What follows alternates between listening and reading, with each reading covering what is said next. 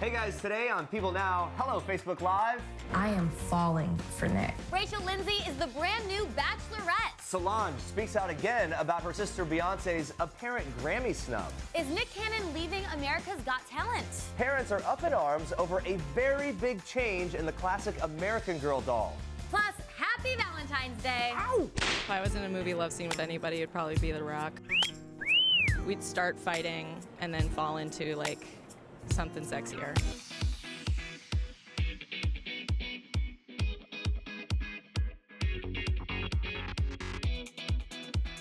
Can we get that whistle sound effect throughout the show? So good. I love that. Happy Valentine's Day, everyone. Facebook Live and People.com. We are streaming live right here on People Now. Love is definitely in the air in Hollywood and the world of pop culture. Last night, ABC announced that attorney Rachel Lindsay will be the first black bachelorette in the show's history. The Bachelors only had one non-white lead, American-born Venezuelan Juan Pablo. We remember him. We want to know if you're excited for Rachel's season and why. It is our Facebook question of the day. Share your thoughts below. We're going to be getting to them later in the show when we break it all down. But first, here's what you need to know and what's trending. I am falling for Nick. I'm so glad that this can be the last thing on your mind before you go into your rose ceremony tonight. All we're thinking about is the new season of The Bachelorette because Rachel Lindsay is going to be handing out those roses. That is right. The 31-year-old Dallas attorney will be the first black lead in Bachelorette and Bachelor history. Rachel exclusively telling people, I'm happy to represent myself as a black woman in front of America, and I'm happy for America to rally behind me and see what it's like for me to be on this journey to find love. Honestly, it's not going to be that different from any other season of The Bachelorette. And Rachel also adds, I'm obviously nervous and excited to take on this opportunity, but I don't feel added pressure being the first black bachelorette because to me, I'm just a black woman trying to find love. Yes, I'm doing it on this huge stage, but again, my journey of love isn't any different just because my skin color is. Rachel is still competing for Nick's love on the current season of The Bachelor, but her journey to win Nick's heart will be ending soon. Traditionally, ABC announces the next Bachelorette or Bachelor after the current season's finale. This year, though, they have taken a different approach by making their announcement while Lindsay is still a contestant on the current show. Well, we're definitely excited to see Rachel take the reins of the franchise. And coming up, we'll have current Bachelor Nick Viall's take on Rachel getting the gig. Plus, former Bachelor contestants Caila Quinn and Olivia Caridi will be weighing in on the announcement live. Now moving on to this, Solange is speaking out again on behalf of her big sister Beyonce's apparent Grammy snub for Album of the Year. Solange has been using social media and posted, there have only been 2 black winners in the last 20 years for Album of the Year. There have been over 200 black artists who have performed. She also tweeted a call to action for her social media followers, saying this, create your own committees, build your own institutions, give your friends awards, award yourself, and be the gold you want to hold. My G's. This isn't the first time Solange is speaking out. She tweeted, what up, Frank, directly after the award show Sunday night, and linked to an open letter from Frank Ocean to the show's producers, saying the award show suffered cultural bias and general nerve damage. Solange deleted all 3 of her posts on Monday evening. Well, switching gears this morning onto this, it's a story about a murder for hire that went wrong, thankfully, for a woman and her young daughter. People has confirmed that 42-year-old Jeff Lytle was arrested last week after he allegedly tried to send a text message to a hitman, but instead texted his ex-boss to request the murders of his wife and daughter. The ex-boss was disturbed by the text, obviously, and contacted the sheriff's office. Lytle was arrested last week on 2 counts of criminal solicitation for first-degree murder, and according to the affidavit obtained by People, the man in question allegedly texted this message. You remember you said that you would help me kill my wife? I'm going to take you up on that offer. Life insurance is worth $1 million, and if you want a bonus, you can kill his daughter. Her life insurance is $500K. The message continued with Jeff allegedly urging to make the hit, quote, look like a robbery gone wrong or make it an accident. And he included his wife's work schedule and work location, according to that affidavit. It also alleges that Jeff said the message was his way of venting his anger at his wife. Lytle has told police he doesn't know anyone named Shane, who he addressed in the text, and that the text in question was written months ago following an argument he had had with his wife. He told investigators that he usually deletes these cathartic messages and theorized his daughter may have sent the message after discovering it in his drafts folder.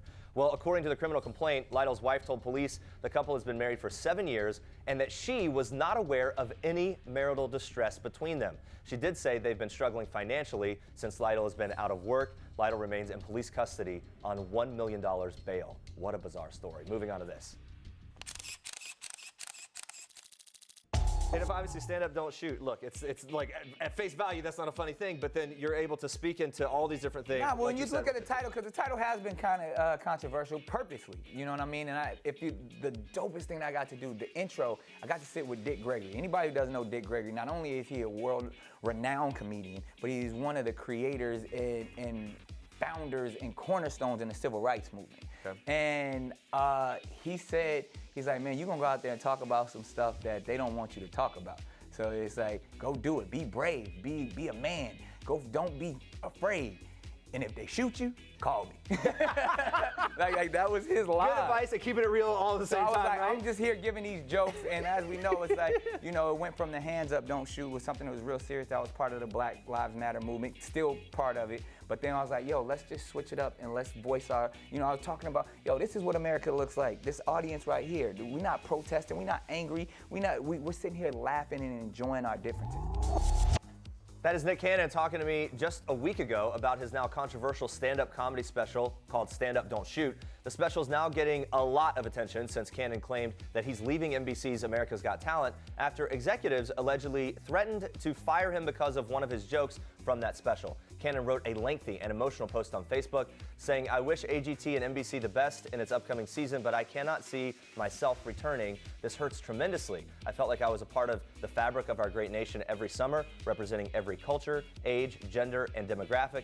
Now for the rug to be pulled from underneath me and to be publicly reprimanded and ridiculed over a joke about my own race is completely wrong, and I have to do something about it.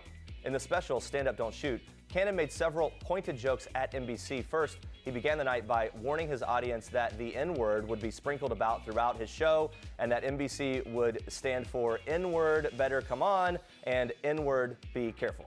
Cannon says that this controversy has left him in a, quote, dark place because he's forced to make a decision to stop his voice from being silenced or from being controlled or treated like a piece of property. The entertainer goes on to write in his post, there's no amount of money worth my dignity or my integrity. I have loved hosting America's Got Talent for the last 8 seasons. Watching talented, brave, and courageous Americans accomplish their dreams in front of millions has been nothing but a joy. And everyone has been a pleasure to work with, but my soul won't allow me to be in business with corporations that attempt to frown on freedom of speech, censor artists, and question cultural choices. Well, when I spoke to Nick Cannon last week, he opened up about just how much he loves being a part of America's Got Talent, especially working with the younger contestants. Watch this.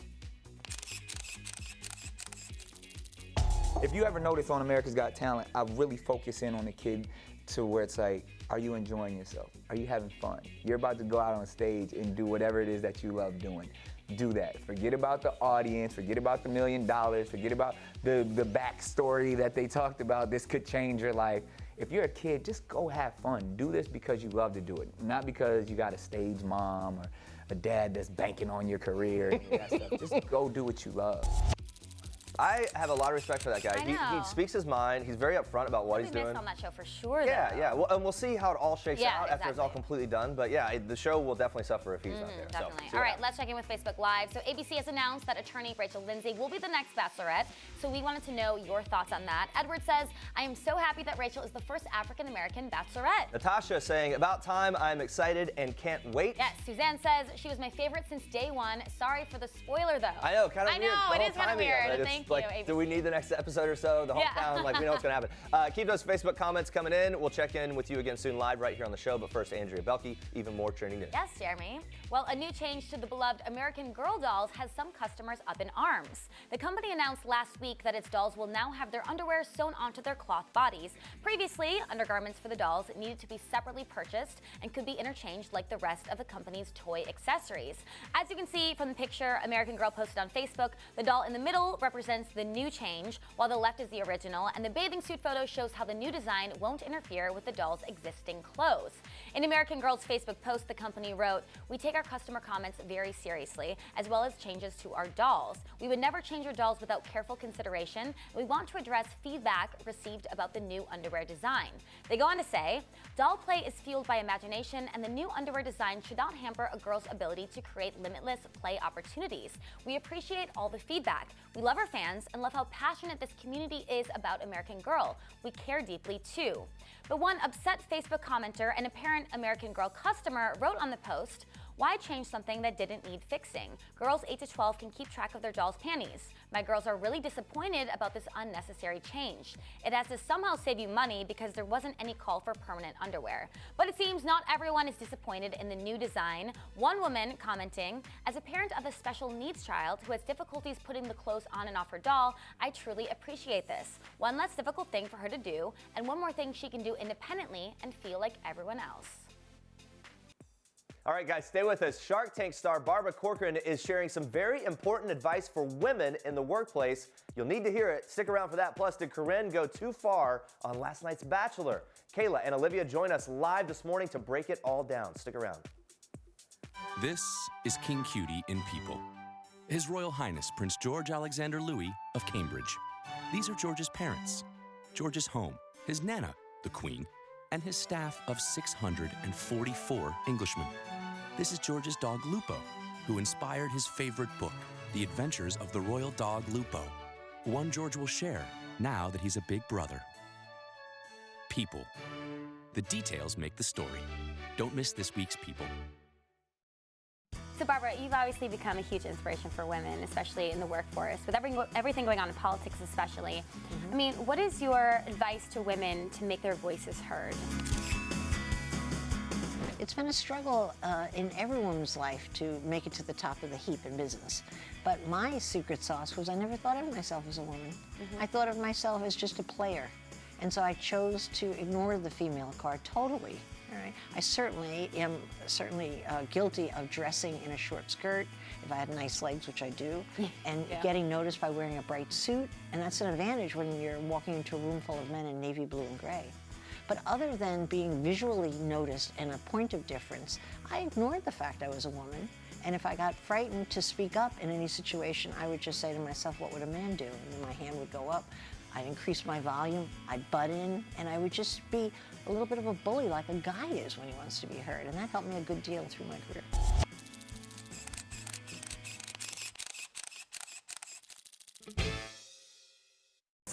My heart is gold, but my vagine is platinum. Platinum vagine in full force. Only Corinne could come up with a line like that, and we love it over and over again. Last night was a big night for Bachelor Nation in more ways than one, which is why The Bachelor is our Toyota People Pick of the day. And back to break it all down with us, our former Bachelor contestants, Caila Quinn and Olivia Caridi. Happy Valentine's Day, ladies. Yes, happy Valentine's Day. Yeah, is it going to be happy? No. Good. All right, well, let's move on to this. Yes, the big news is that, of course, Rachel is the new Bachelorette, which came as such a surprise because she's still on the show, but I mean, whatever, we're very happy about that. We'll get to that in a minute. But first, last night's Bachelor episode saw Nick still on unsteady ground, which led to Chris Harrison having a heart-to-heart with him, kind of calm him down. We've got our cue emojis ready, Facebook Live. So get ready to tell us how you felt about this scene. Be honest. Are you ready to quit and walk away from all this? I think there's a big part of me that is, and I think that's what scares the out of me. One of the best parts of the second half of any Bachelor season is we get more Chris Harrison there. He's there to walk us through and to walk, in this case, the Bachelor through. Caila, what do you think of this scene? Do you understand Nick's uncertainty here? I do, because he keeps being put on the spot with everyone telling me he loves him, but let's be real, he's not going anywhere. Being put on the spot, but when, like, it's time for this to happen, isn't it? I mean, you're right, but that's how he's reacting. But yeah, he's not going anywhere. Why That's is why this I'm surprising? laughing, because like, this is so silly. All right. Olivia, by the end of the episode, Nick was down to 4 women, and still seems very shaky. I know. You know, if you were there, would you be super freaked out right at this point? I just think I've been watching for so long, and I don't think there's ever been a Bachelor who just seems so, like, scared and confused. And I would be confused if the Bachelor is questioning everything. I'd be like, what's going on? Why are we not, like, confident? And I feel like you had a tweet saying it just seemed, what was your tweet? My tweet was, and it was a joke. It's okay, Nick.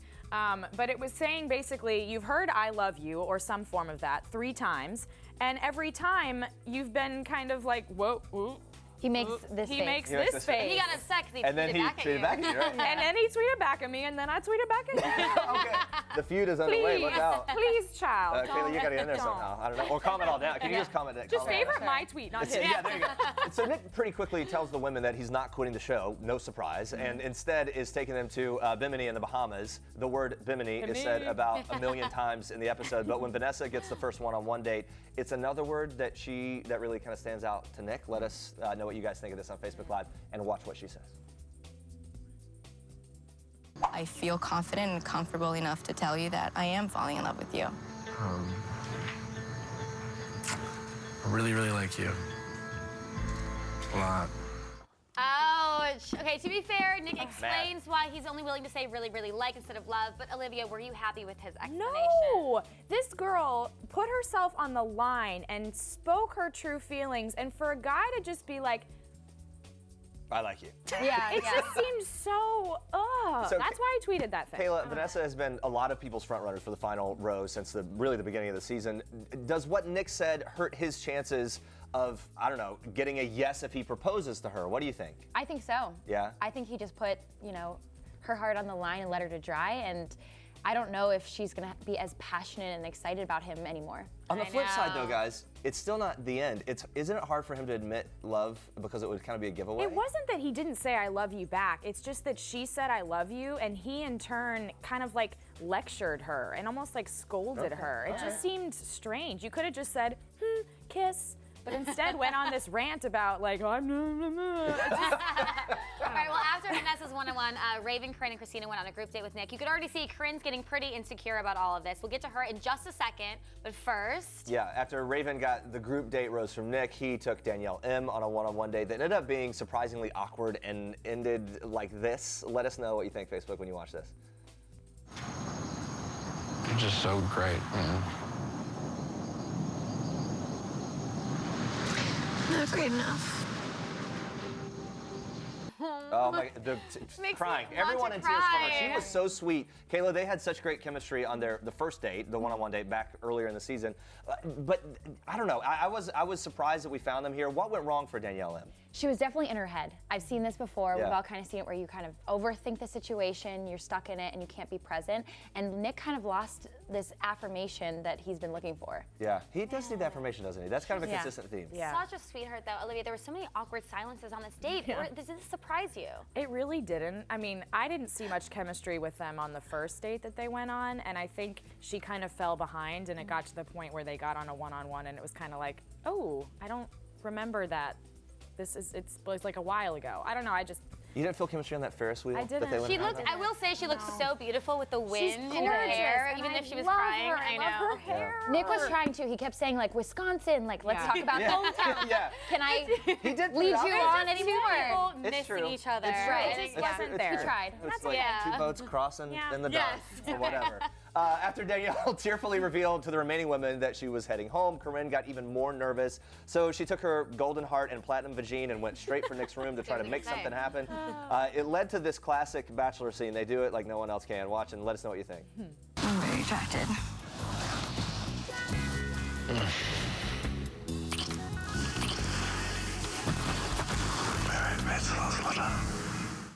Oh my goodness! I feel like we're getting the champagne bottles head, the POV from that. Yeah, right.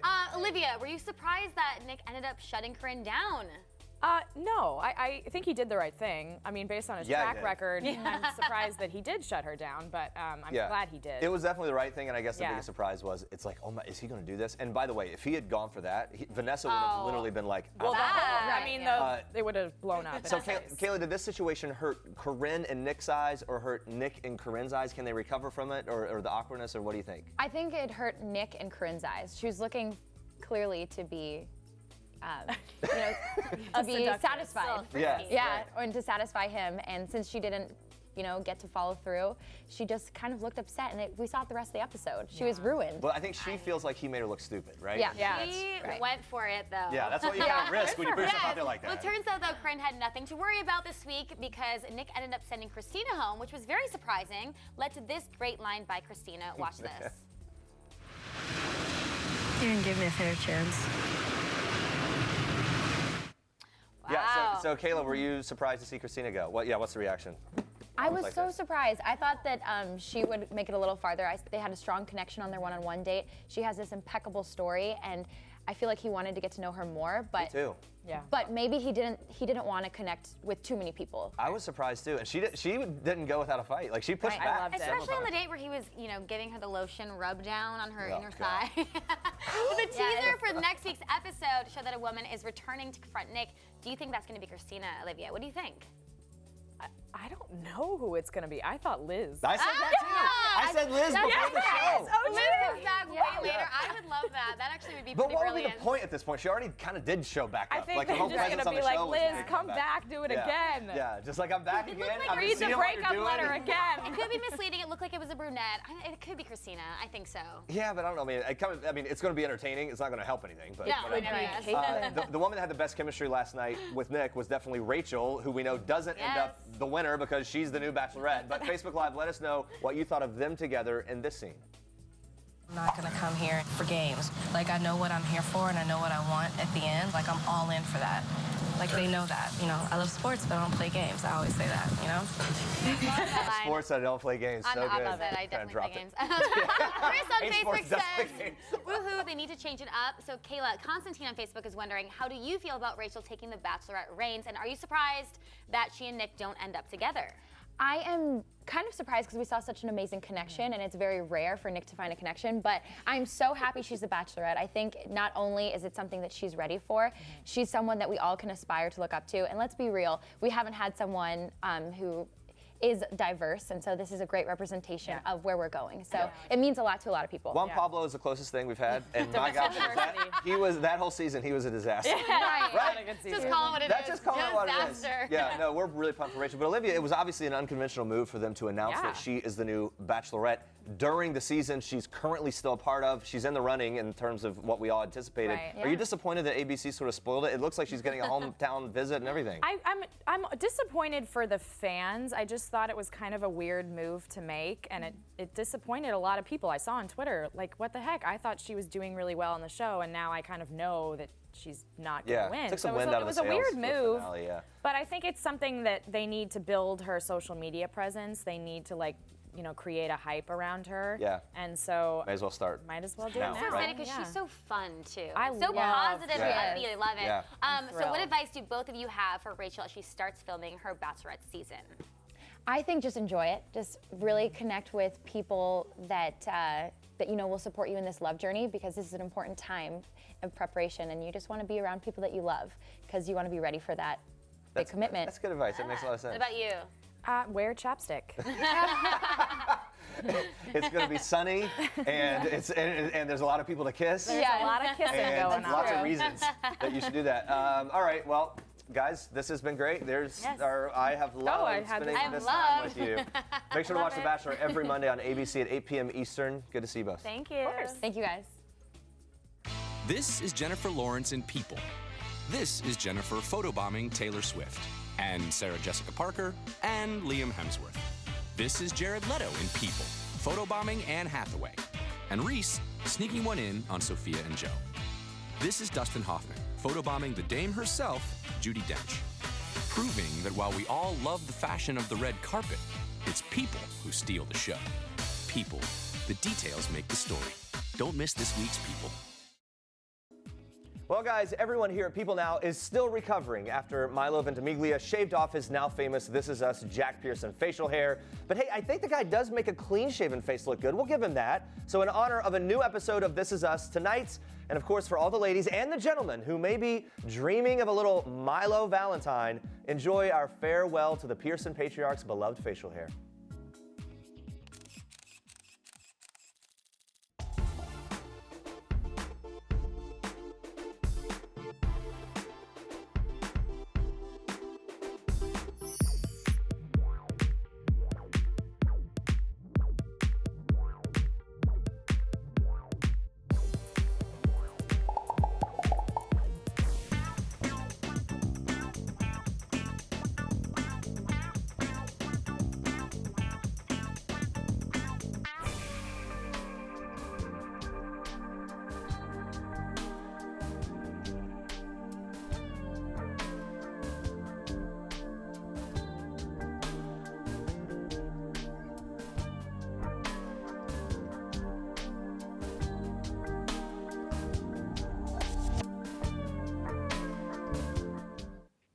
that time again. The stars are on the move, and we're following them in today's edition of Star Treks. I think so too. I think she's going to be great. Yes, she is, Ellen. We are so excited that Rachel Lindsay is ABC's new Bachelorette. The 31-year-old Texas attorney will make history as the franchise's first black lead. Of course, Rachel has already captured the hearts of Bachelor Nation. I'm not a believer in walls. I believe that history belongs to the cooperators. And nor am I of a mind that, Mexico is going to pay for our infrastructure any more than we're going to pay for their highways. You know what I mean? That's just not going to happen. But that's where we are, and we'll see, kind of how it all plays out. Hopefully the people of Mexico understand that the people of our country, the majority of them don't believe that we should be putting any walls up. That's right. Although he may star in the new action-packed flick, The Great Wall, don't expect Matt Damon to support President Trump's controversial Mexican border wall. The Great Wall premieres nationwide this Friday, February 17th. But if you want to catch more of Matt and the rest of the cast, make sure to stay on people.com or download the Pen app to your smartphone. All right, guys, from China to London. Although it is Valentine's Day, Princess Kate and Prince William will not be spending the holiday together. The royal duo is just too busy. That's right, the Duke and Duchess of Cambridge, who have stepped up their responsibilities for 2017, will be performing their duties apart today, starting with Princess Kate visiting the Royal Air Force Base in Wittering. Just a couple hours ago, the Duchess was introduced to air cadets from the Bedfordshire and Cambridgeshire Wing Air Training Corps, who are all taking part in a half-term skills development camp. This will be the Duchess of Cambridge's third Air Cadets visit. The princess took over the role as Air Commodore-in-Chief after the Duke of Edinburgh passed on the patronage following 63 years in the position. Princess Kate even got to practice her pilot skills. The Duchess had the opportunity to take part in a flight simulator training session. Gotta admit, looks like she's got the controls down pat.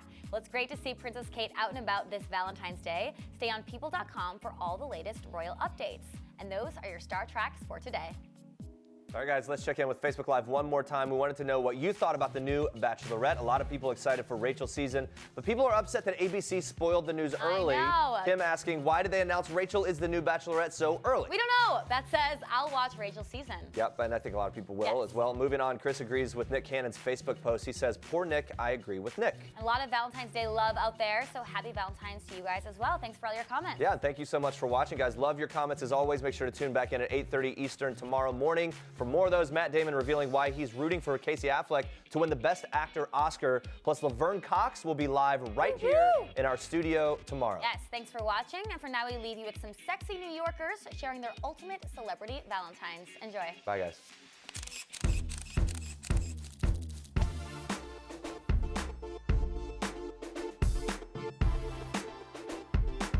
If I was in a movie love scene with anybody, it'd probably be The Rock.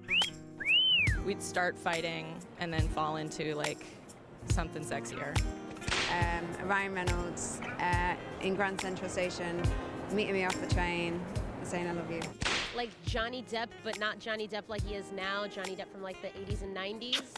And it would definitely involve like making out with him because he looks on screen like a really good kisser.